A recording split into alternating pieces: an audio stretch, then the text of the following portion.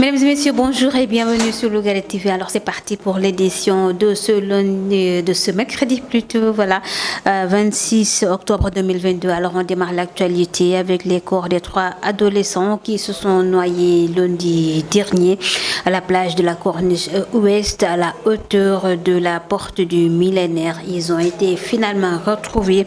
par les sapeurs-pompiers. Alors comme vous voyez, donc c'est sur d'image, selon des informations en tout cas. Les recherches ont commencé depuis lundi dernier, mais les pompiers ont dû faire face à une grande houle et à un problème de visibilité justement.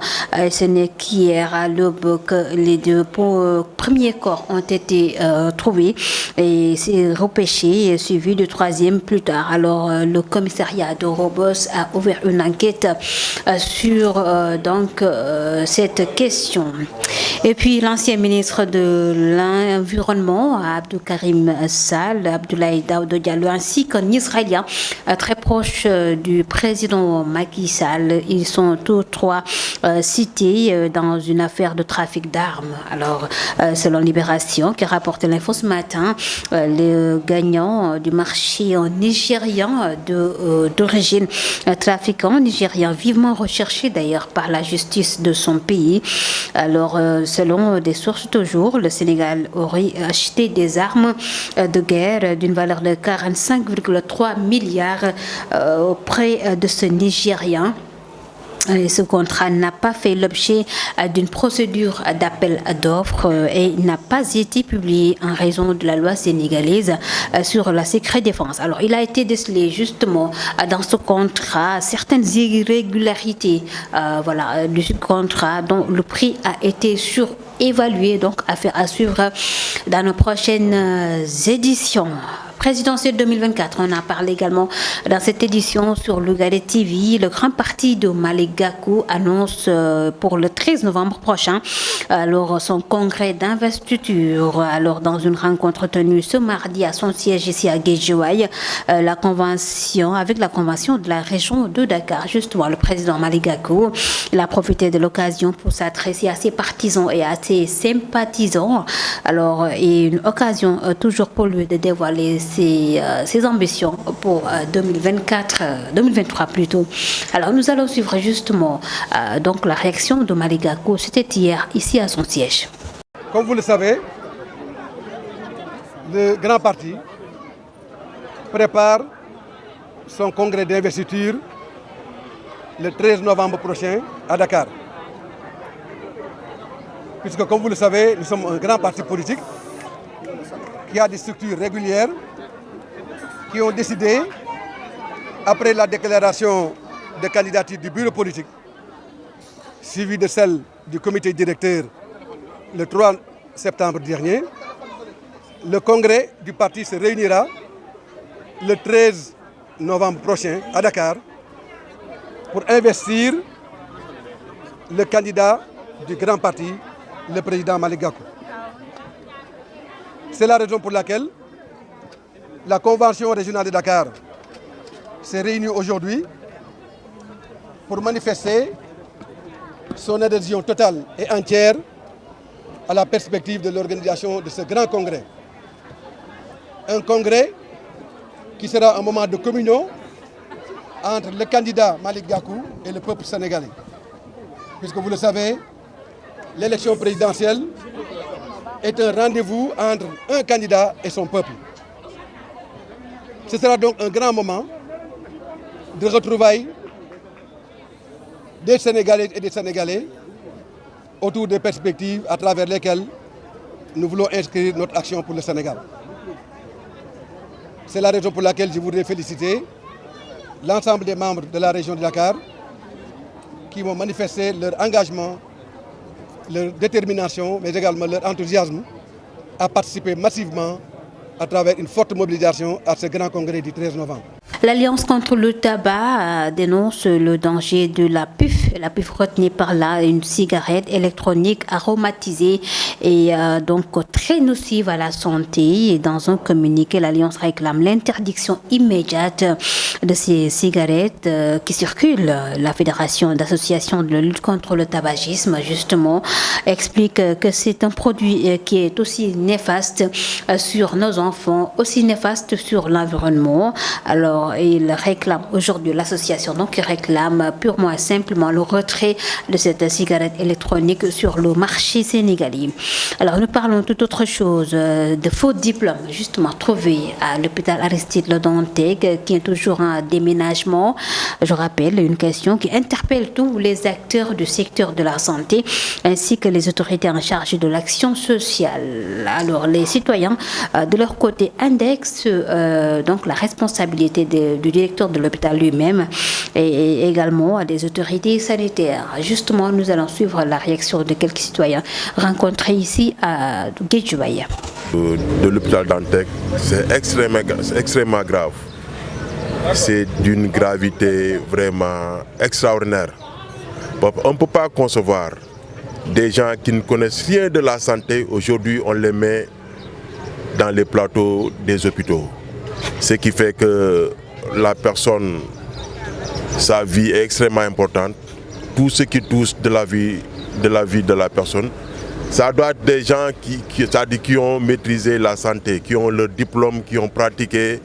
Et ce qui fait qu'aujourd'hui, toutes leurs interventions, il n'y aura pas de conséquences au niveau de la vie de l'homme. Et la responsabilité en incombe à l'État du Sénégal. Parce que si dans un État sérieux, une administration sérieuse, on ne peut pas avoir de faux diplômes. Les gens doivent venir avec leur vrai diplôme. Des fois, c'est de la clientèle politique. Nos hommes politiques, ils cherchent à caser des hommes politiques,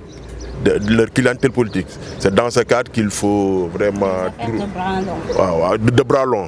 longs. C'est dans ce cadre qu'il faut trouver ces pratiques-là qui sont vraiment... qui sont pas bien par rapport à notre société. En tout cas, c'est l'État qui doit être interpellé. L'État est interpellé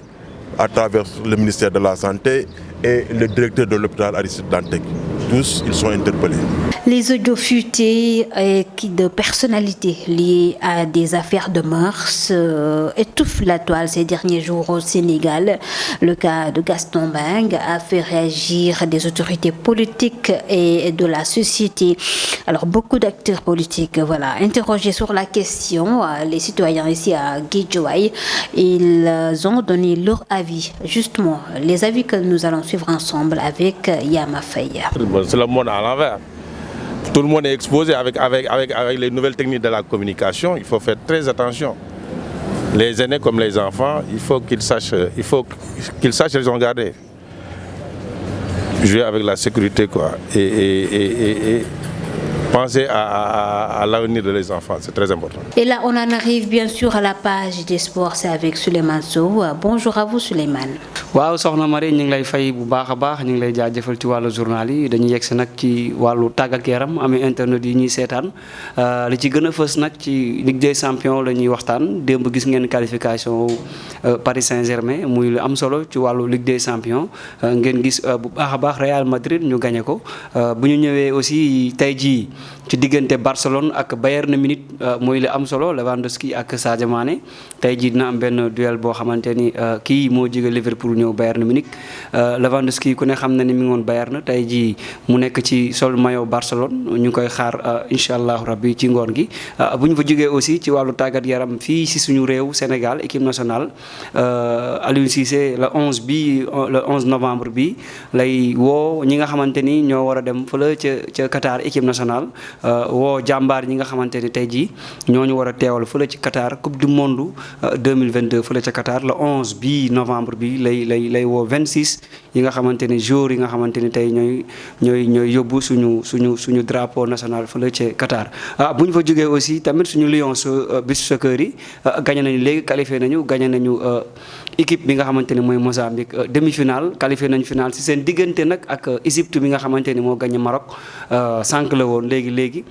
incha allahu rabbi final bi ci diggante Sénégal la ak Égypte ñu daje woon ci match de poule match bu doy waar tey ji yàlla boolewaat na leen ci final bu beach soccer yi. bu ñu jógee foofu nag ci wàllu làmb la ñuy jeexalee ci diggante Papa Sow ak Siteu ngeen dara ëmp leen di démb def nañ seen jàkkaarloo bu mujj xas-xas loo nañu nag soxna Marie mooy li am solo ku ci nekk wax nga ni sa morom bu at bi sifflé dinaa la duma dinaa la daan loolu nag ñu ngi leen di may nopp seen télévision Lougaré TV dinañ ci def reportage bu am solo dinañ seeti waa kër Papa Sow waxtaan ak ñoom def leen ay micro trottoir dinañ seeti aussi dem ba jàmm gën seeti aussi fans club bu Siteu aussi waxtaan ak ñoom pour ñu wax ñu vraiment nu ñuy préparer seen ay combat loolu lañ leen indiloon fii ci sport Lougaré TV liñ ciy ñambaas rek mooy ku ne xam na ne Lougaré nawetaan démb seetaloo nañ leen seen équipe sanc bi nekk fii ci Guédiawaye zone 2 bi nga xamante ni mooy préparer diggante mag sant nag demi-finale demoon nañ leen seeti ko def fa reportage bu am solo lii lañ leen indiloon soxna Marie ñu ngi leen di jox rendez-vous ci yeneen i incha allahu rabbi chronique sport jërë ngeen jëf. Voilà, mesdames et messieurs, ça en est tout pour l'actualité sur Lougaré TV. Merci à vous tous de nous avoir suivis. La version wolof, c'est tout de suite. mbokk yi xaytu Lougaré TV bismillah ci xibaar yi dañ koy door yi lu jëm ci rek ñetti ñëw yi ñu mujjee for foofee ca plage bu Corniche Ouest plage Bessiaou lu tolloog porte du millénaire te ñu rek laboon ci altine gu ñu génn mu jënd leen gis nag tey ji ci suba ñi leen repêché di rek sapeur pompier bu ñu sukkandikoo ci ay xabaar yi tukkee ci Le Soleil ñoom nag ñuy xamal ni lii di wàllu wër gi nekkoon na lu metti lool ci altine gi gannaaw ba ñu gisee nañu sapeur yi amoon nañ ay problème ndaxte géej gi dafa yëngu woon itam lu jëm ci wàllu visibilité bi neexul woon lool ba tax mënuñu woon gis ñett tuut wala sax ñett ñegamaar yooyu nga xam ne dañoo laboon foofee ci plage bu Bessiaou mujj nañ leen gis nag tey ji ñu ngi xamal ne commissariat bu Rebeuss mi ngoog daje ubbi ab enquête ngir ñu xam la naka la ñu fàttee ñoom ñetti ñegamaar yooyu lee gannaaw loolu ñu waxal ci coowal ki fi nekkoon jëwriñ ji ñu dénk wàllu alam gi di Abdou Karim Sall ak kii di Abdoulaye Daouda Diallo ak ab israélien ñu ne jege na loolu njiitu réew mi Macky Sall ñoom ñett ñi nag ñu ngi leen di tudd ci coowal jaay wala sax trafic d'armes mu ngoog lu jëm ci wàllu ngànnaay ci coow loolu lañ leen di tudd bu ñu sukkandikoo ci wàllu Libération ñoom ñu ngi xamal ni ki nga xamante ni moom moo gagné woon luy di marché bi ab doomu réew bu Niger la di rek ka nga xam ne ab trafiquant la sax te justice réewam di ko wër bu baax a baax moom waa jili tey jii nag réew bu Sénégal ñu ngi xamal dafa defoon commande ci waa ji jébbaloon ko lu toll ci ñeent fukki milliards ak juróom lu toftal ci ay millions ci suñuy koppar ngi am ay ngànnaay yu yees boobee ba tey nag yëf na jur na coow gannaaw ba ñu gisee ne moom Abdou Karim Sall di jëwriñ di yore ministre environnement moo def ak commande bi te ki yore défense wala sécurité defu ko ñu ngi xamal itam ne rek ba ñuy def boobee rek marché lu jëm ci loi sénégalaise moo tax ba rek kenn fësalul li di appel d'offre bi ci noonu itam ci contrat ba ñu ngi fësal ne dafa am lu bari la nga xam ne dafa wut ak yoon ba tax rek ñu fësal ko di wane irrégularité yi ci am itam ñu ci bari di ci ak yàbbi di ko dénoncer ci anam nga mu jaari gannaaw si loolu ñu wax ci présidentielle 2024 ñu koy waajal fii ci réew mi njiital grand parti Malick Gakou moom itam ma nga xamle fi léegi fukki fan ak ñett ci weeru novembre ba ñu jëm dina amal li ñu tuddee congrès d'investiture maanaam dina samp ndam officiellement ngir wane ni bëgg na bokk ci langue boobee ci atum 2024 bokk ci ñi bëgg a jiite réew mi moom Malick Gakou démb ci talaata ji ma nga doon woote ab conférence de presse ci siège am fii ci douane bu Guédiawaye am na nag ay kàddu yu mu yëkkati jébbal ko askan wi itam ñi day sympathisant ak ki farandoom ña nga fa woon nañ teewlu ay kàddu moom Malick Gakou. Comme vous le savez, le grand parti prépare son congrès d'investiture le 13 novembre prochain à Dakar. Puisque, comme vous le savez, nous sommes un grand parti politique qui a des structures régulières qui ont décidé, après la déclaration de candidature du bureau politique, suivi de celle du comité directeur le 3 septembre dernier, le congrès du parti se réunira le 13 novembre prochain à Dakar pour investir le candidat du grand parti, le président Malick Gakou. C'est la raison pour laquelle la Convention régionale de Dakar s'est réunie aujourd'hui pour manifester son adhésion totale et entière à la perspective de l'organisation de ce grand congrès. Un congrès qui sera un moment de communion entre le candidat Malick Gakou et le peuple sénégalais. Puisque vous le savez, l'élection présidentielle est un rendez-vous entre un candidat et son peuple. Ce sera donc un grand moment de retrouvailles des Sénégalaises et des Sénégalais autour des perspectives à travers lesquelles nous voulons inscrire notre action pour le Sénégal. C'est la raison pour laquelle je voudrais féliciter l'ensemble des membres de la région de Dakar qui vont manifester leur engagement, leur détermination, mais également leur enthousiasme à participer massivement à travers une forte mobilisation à ce grand congrès du 13 novembre. Alliance bu ñu tuddee contre le tabac di xeex wàllu cigarette ci réew mi ñoom nag ñoom it génn nañ ab communiqué di rek artu di yuuxu di artu askan wi ci lay tudd ci cigarette yi ñu tuddee PIF nag di ab cigarette électronique ñu gis ne tey ji ñagamaare dañuy faral nag di ko jëfandikoo te nag mu nar leen war leen a jural ay njombe yi rek métti ci seen wàllu wér-gi-yaram loolu alliance bi ma ngay rek tey ji yëglu di artu di wax nii nag suñ kilifa yi réew nañ ci jël rek matukaay ngir ñu mën koo dindi ci marché bi gannaaw ba ñu gis ni li mu mën a lore gone yi bari na itam li mu mën a lore wàllu alam gi